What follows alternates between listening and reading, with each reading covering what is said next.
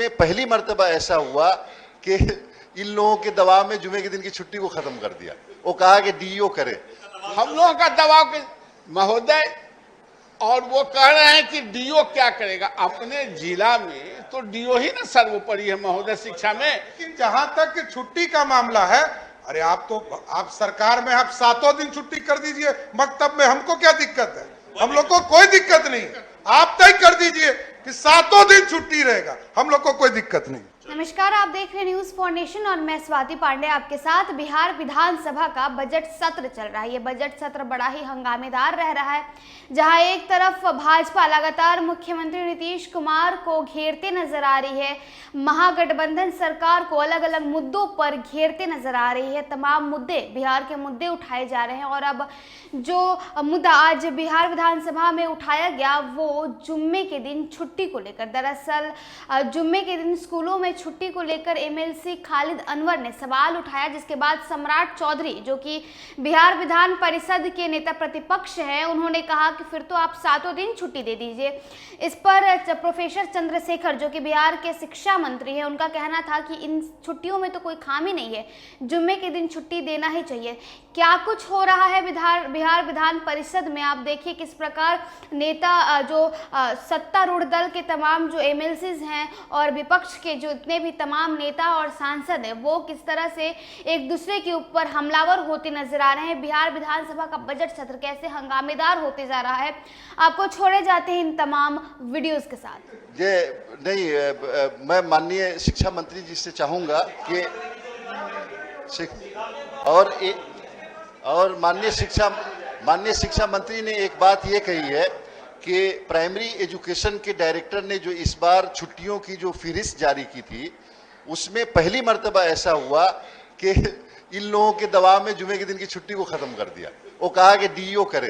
तो मैं ये राय दे रहा हूं कि अपोजिशन है, बहुत अच्छा है, उनको बात रखने का इख्तियार है, लेकिन मुल्क तो ये कानून से चलेगा ना, तो इस तरह के दबाव में नहीं आना चाहिए। दबाव मेरा है, ऐसा कहीं होता है महोदय? चंद्रशेखर जी पर हम लोगों का दबाव के महोदय, और वो कह रहे हैं कि डीओ क्या करेगा। अपने जिला में तो डीओ ही ना सर्वोपरि है महोदय शिक्षा में। उसको ना पता है कौन उर्दू स्कूल है, कौन संस्कृत स्कूल है, कौन हिंदी स्कूल है, कौन इंग्लिश स्कूल है। तो उसी के हिसाब से जिसको जरूरत पड़ता है वो निर्णय लेते हैं। तो उसमें डायरेक्ट मुख्यमंत्री जी को इन्वॉल्व कर दिया जाए, इसलिए महोदय ये तो कोई कंट्रोवर्सी का बात है। भारतीय संविधान का जो प्रियम्बल स्पष्ट कहता है कि India is a sovereign socialist secular republic. Secular मतलब equal respect for all religions.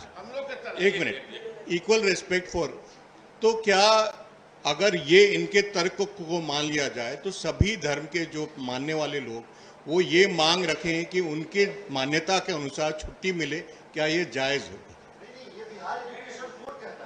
मैं संविधान उससे भी ऊपर कोट कर रहा हूं। जवाब आया है। ये सवाल क्यों उठा? ये सवाल 2022 में उठाया गया।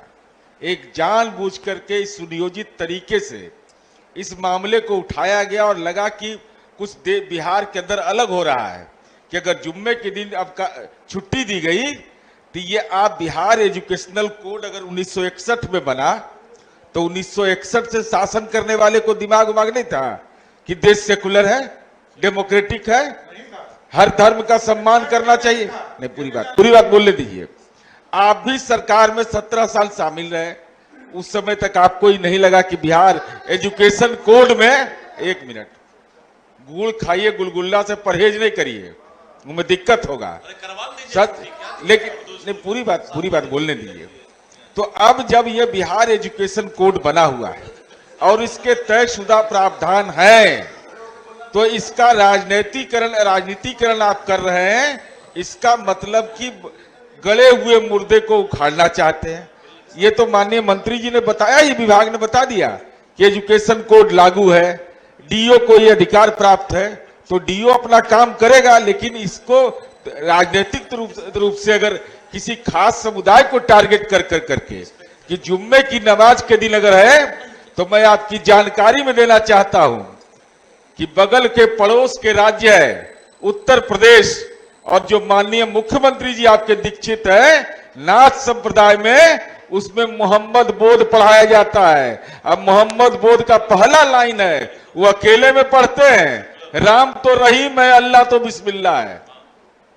नाथ संप्रदाय के मोहम्मद बोध रमजान के दिन 5 बार पढ़ते हैं इनके उत्तर प्रदेश के मुख्यमंत्री, और यहाँ उस समुदाय के खिलाफ बोलते हैं। ठीक कहा, 1961 में तो सही में भारत के संविधान में सेकुलर शब्द ही नहीं था। 1961 की बात उन्होंने किया है, 1961 में तो सेकुलर शब्द ही नहीं था। यह तो 1977 में आया, जब इमरजेंसी आया देश में। तो ये तो बात आप सही कर रहे हैं, लेकिन जहां तक छुट्टी का मामला है, अरे आप सरकार में आप 7 दिन छुट्टी कर दीजिए मकतब में, हमको क्या दिक्कत है? हम लोग को कोई दिक्कत नहीं। आप तय कर दीजिए कि 7 दिन छुट्टी रहेगा, हम लोग को कोई दिक्कत नहीं। चलिए, संख्या 309 एक प्रश्न पे कहाँ कह रहे हैं कि माननीय सदस्य हो ये तो जो अपने आप को सेकुलर सरकार कहने वाली है, उससे उनका डिमांड है। प्रश्न संख्या 309 माननीय सदस्य श्री राधाचरण शाह।